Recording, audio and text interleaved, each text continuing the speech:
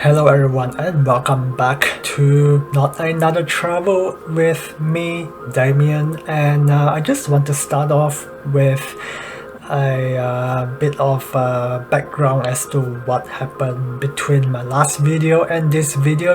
If you are a regular, you have watched my previous videos, you would have noticed that there has been a bit of a gap between the uploads.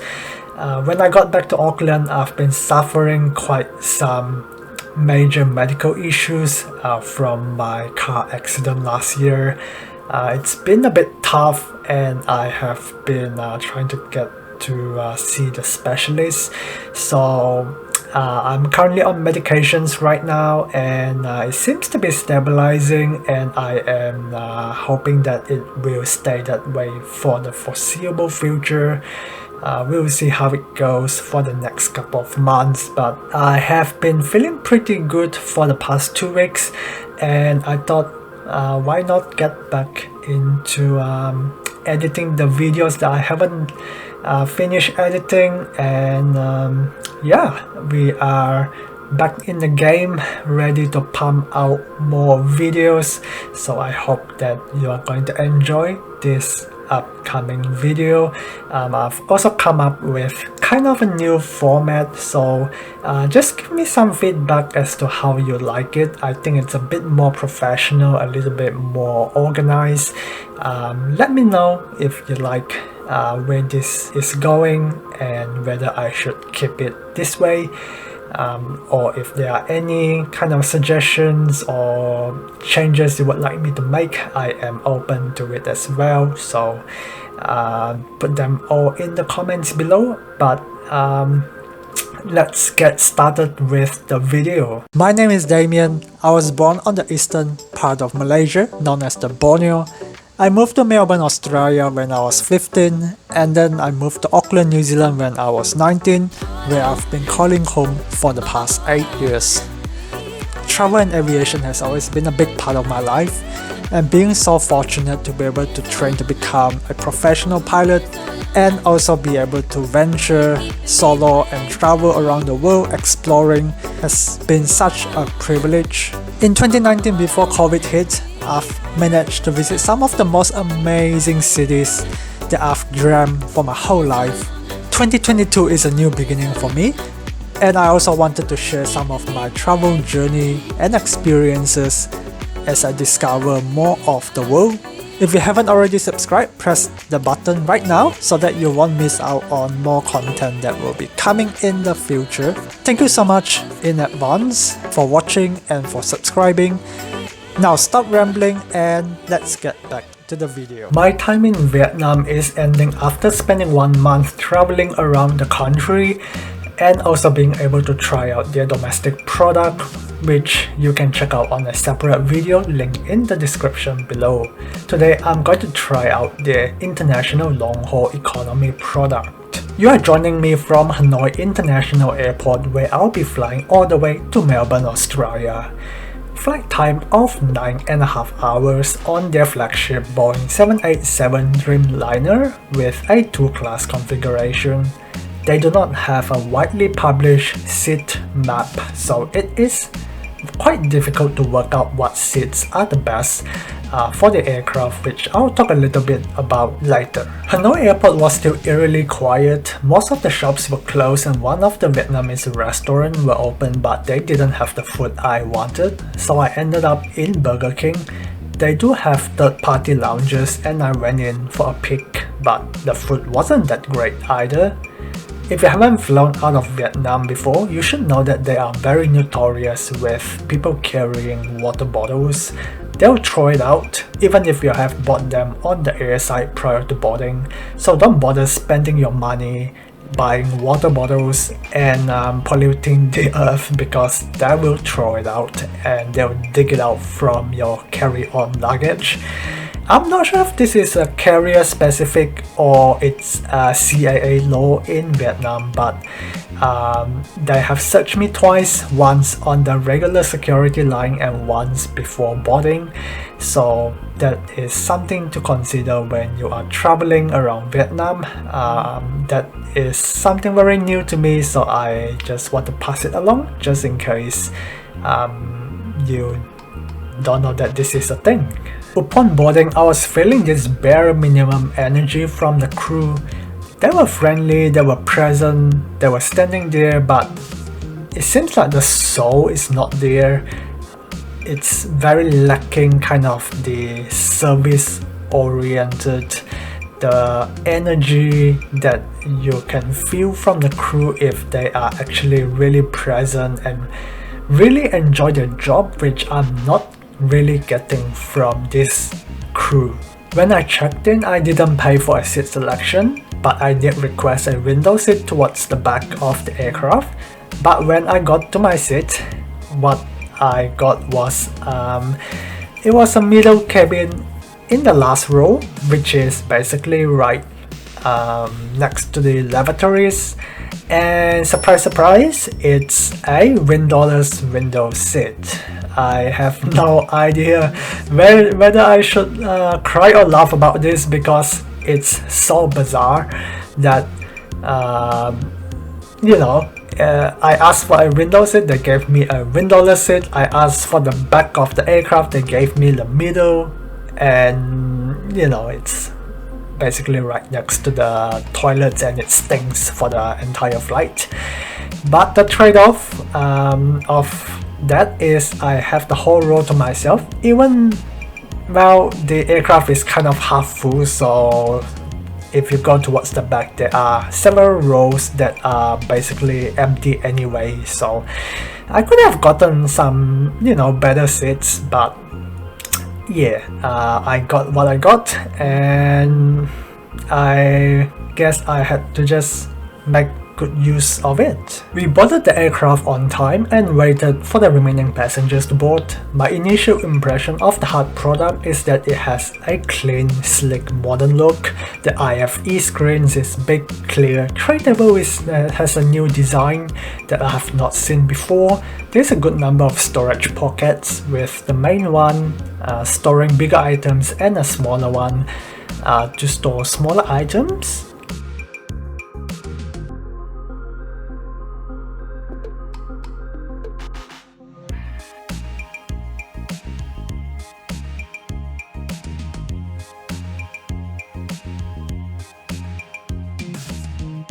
There's an adjustable headrest for a more comfortable sitting, and a coat hook for you to hang your jackets and clothes.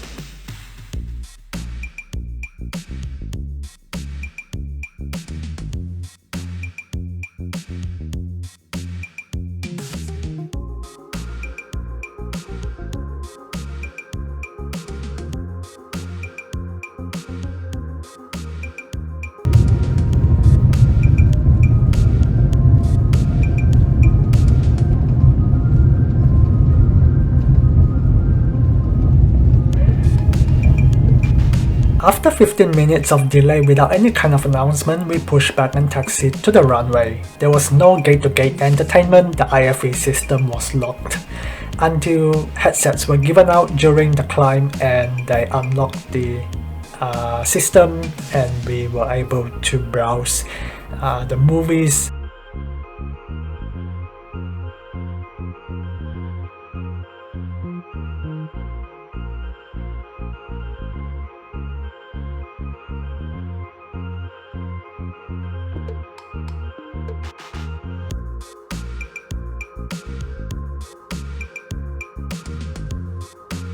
Meal service started 30 minutes slow after departure. The meal was fine for economy, but nothing too exciting to cheer for.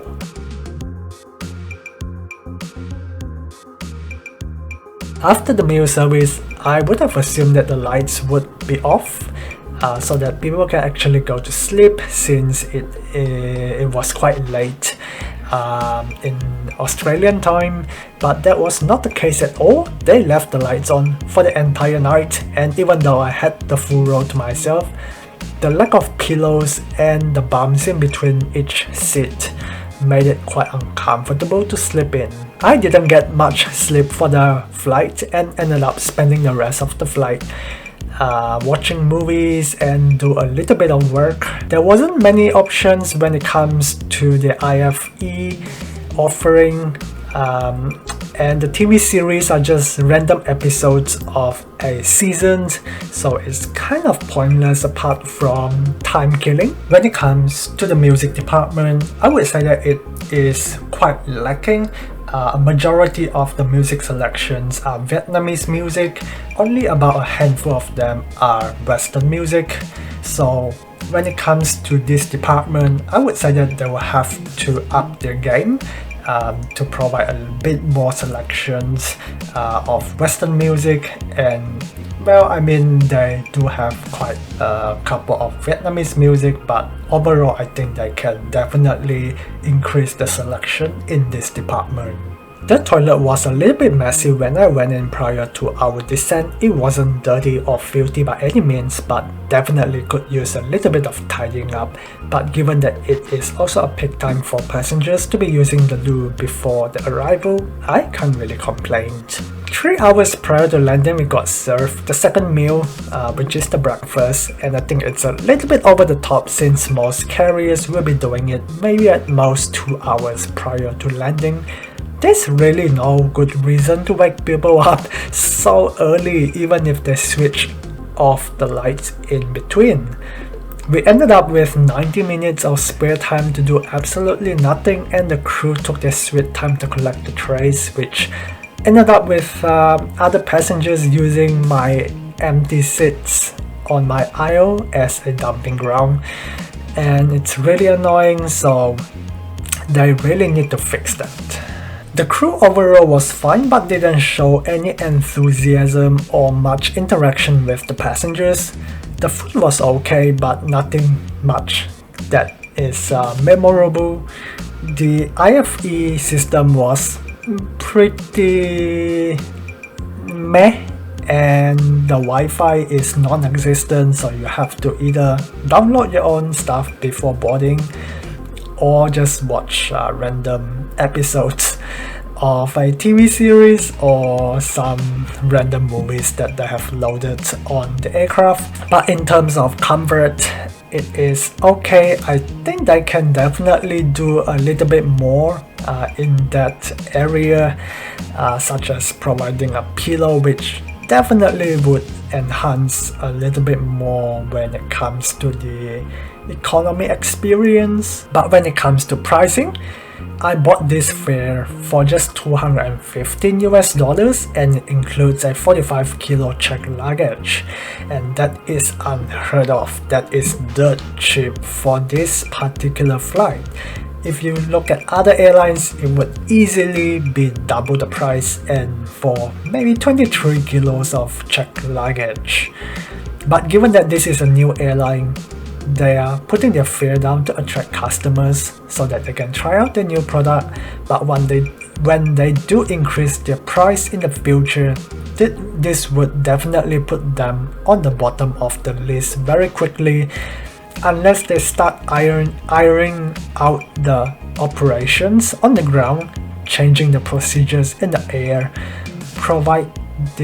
improve their crew performance and the IFE selection to make them a carrier of choice for people traveling between the UK, Australia and anywhere in between.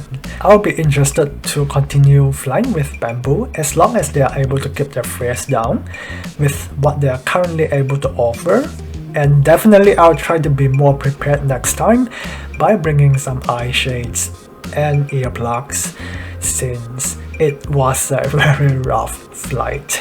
Have you flown Bamboo Airways? Let me know in the comments below what are your thoughts about them.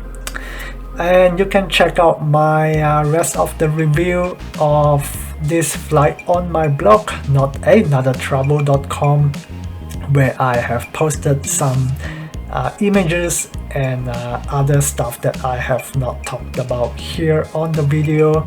So I'll put the link in the description as well that you can check it out. Thank you so much for watching. I hope you really enjoyed. If you do, give me a thumbs up, that will be really much appreciated. And I have a lot more videos coming, so make sure you click the subscribe button and the bell notification as well if you do not want to miss the next video. I have even more exciting videos coming up, such as the Auckland to New York flight, which I will be reviewing late this year. So definitely there will be some exciting content coming up, so make sure to click the red button if you haven't already. I will see you all in the next video.